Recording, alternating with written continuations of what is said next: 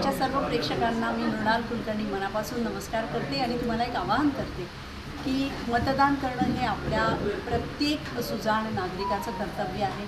त्यामुळे मतदानाच्या दिवशी सुट्टी दिलेली असते, त्या सुट्टीचा उपयोग आधी मतदान करण्यासाठी करा आणि मग तुम्ही तुमच्या कुटुंबियांसोबत मजा करायला बाहेर पडा। मतदान जर आपण केलं नाही तर आपल्याला योग्य वाटणारा उमेदवार आपण निवडून देऊ शकणार नाही आणि हे परमकर्तव्य आहे। हे आवाहन मी दरवर्षी करतच असते, याही वर्षी तुम्हाला हे आवाहन करते की मतदान नक्की करा आणि मतदान करून झाल्यावर सहकुटुंब सहपरिवार माझा येणारा गुलाबी हा चित्रपट बघायला विसरू नका।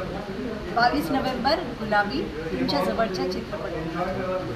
23 तारखेला इलेक्शन आणि जरूर जाऊन तुम्ही वोट करा, कारण आपला हक्क आहे, आपलं कर्तव्यसुद्धा आहे, केलंच पाहिजे। सरकार कुठली उभी राहणार आहे आपल्या हातात, ते जाऊन तुम्ही वोट करा। आणि 22 तारखेला 23 तारखेला रिझल्ट आहे, पण 22 चांगला दिवस आहे गुलाबी हा चित्रपट बघण्यासाठी। सो नक्की गुलाबी हा चित्रपट बघा।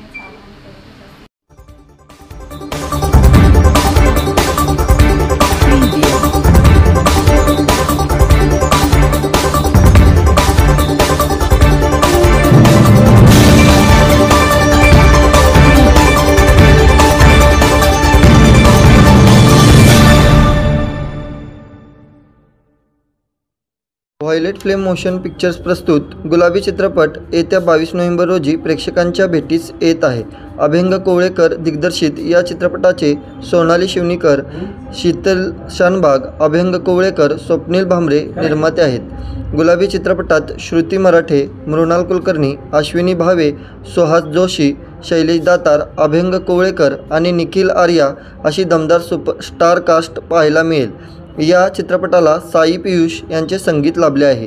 नुकत्याच प्रदर्शित झालेल्या व्हिडिओमध्ये श्रुती मराठे, अश्विनी भावे, मृणाल कुलकर्णी एकमेकींना फोन करून भेटण्याची तारीख ठरवत आहेत। शेवटी भेटण्याची तारीख 22 नोव्हेंबर ठरली असून या तारखेला प्रेक्षकांनाही गुलाबी चित्रपटगृहात पाहता येईल।